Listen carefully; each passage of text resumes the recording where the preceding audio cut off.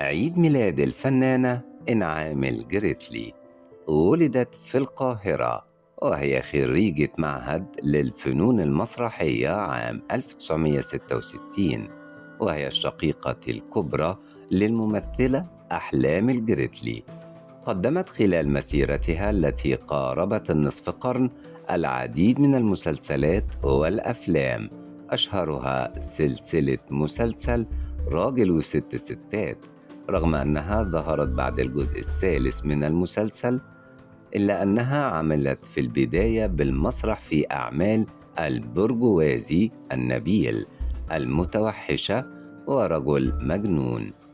عملت مخرجة في مسلسلات الأطفال، ولمعت في مسلسلات منها العائلة، حادثة شرف. أسست فرقة مكونة من 300 طفل، ووقتها كانت مخرجة لأحد البرامج المتخصصة للأطفال، وقامت بتدريبهم لكي تستفيد منهم في مجال الغناء والتمثيل والرقص.